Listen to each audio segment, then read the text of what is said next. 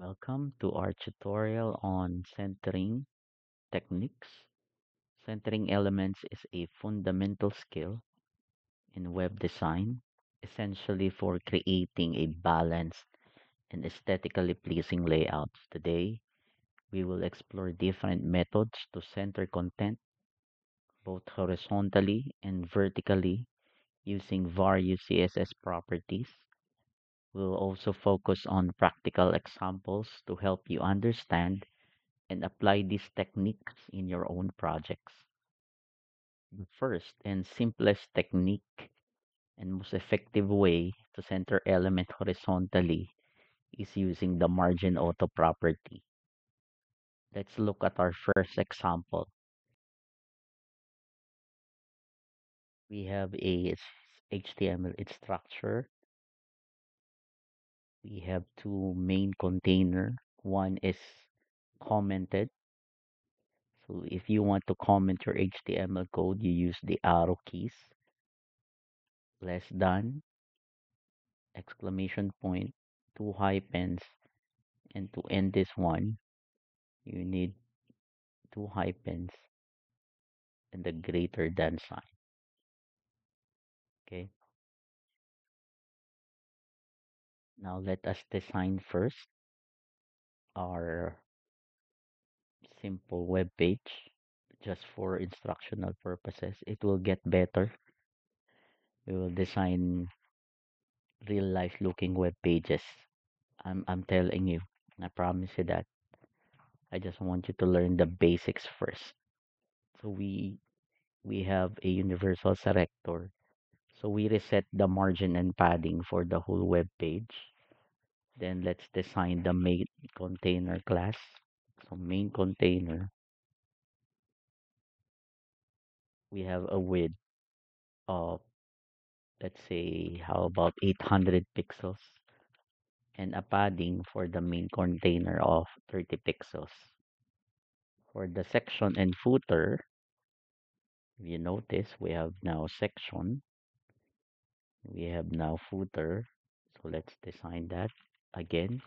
This selector is a grouping selector. Let's have margin of top 10 pixels, right 0, bottom and left, top, right, bottom, left. So our first technique is to use a margin auto. So let me comment this one. Sorry about that. Margin is auto. So let's design the first. So we have here a main container class, and also it has a class of first at the same time. So two classes, overloading classes technique. So let's say we have a background of pink. So the easiest way to center this element, as you can see, this is the 800 pixel, is to use the margin auto. For example, use the 0 and auto. This tells the browser that you have a margin of top and bottom of 0, and the left and right, which is auto, will be computed based on the available spaces on the screen. But since we are using a width of 800 pixels, so it will not adapt to screen sizes and it remains 800 pixels. You can notice by seeing a scroll bar at the bottom. But if you are using, for example, your main container is having, for example, a relative unit such as 80%, so the 80% of the screen. So this is good for responsive design. Also, you can also change the unit to viewport width. This also is a relative unit. It relates to the viewport width of the screen. So for the meantime, let's check this one at 800 pixels. So this one is 800 pixels. So if you want a margin of top and bottom of 20 pixels, so you can do that. So you can see we have a centered page. If you want it to be responsive again, you use percentage or the viewport height unit. So I will remain this one as um, relative measures 80%. So next technique, temporarily I will comment this one. The first, I use control slash to comment the whole HTML. Then we have the second container. We will design the second container. This time we will using we will be using absolute positioning and translate. So this is a bit advanced settings of CSS, but some people do the centering using this technique. So we have the class of second. Let me show you why second. So this one is second with a class. How about we have a background? So we use keywords aqua. Then same, we have a margin, top and bottom, and left and right will be 0.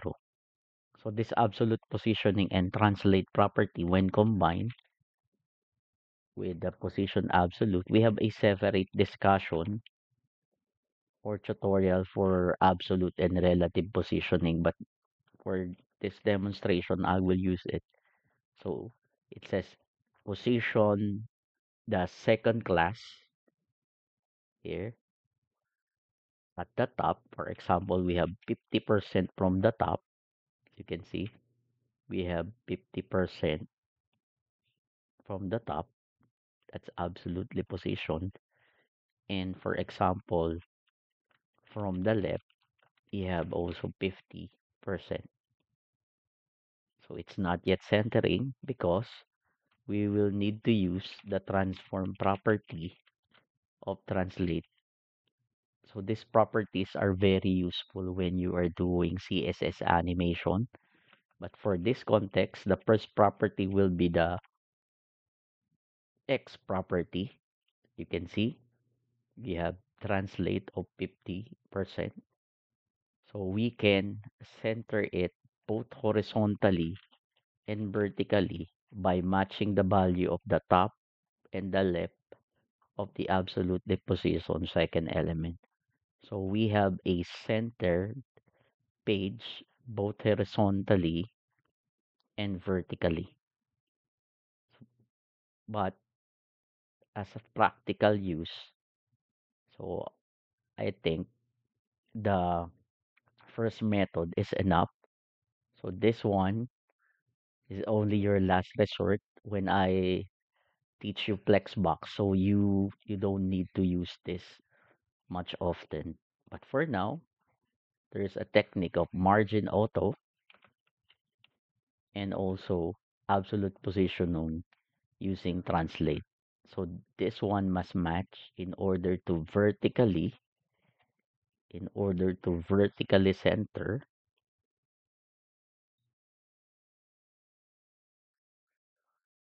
your page, and the left side will be 50%.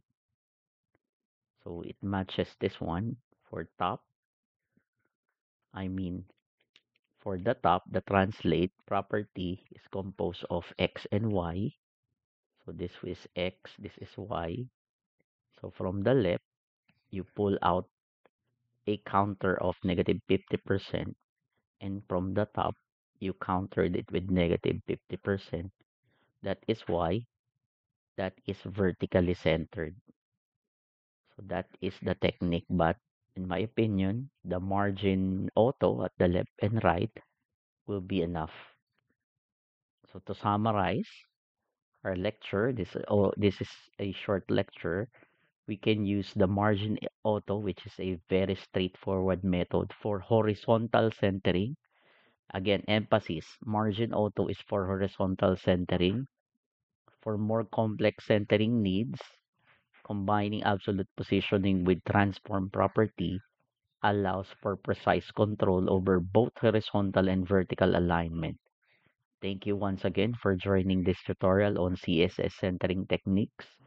Practice these methods in your projects to create a balanced and visually appealing layouts.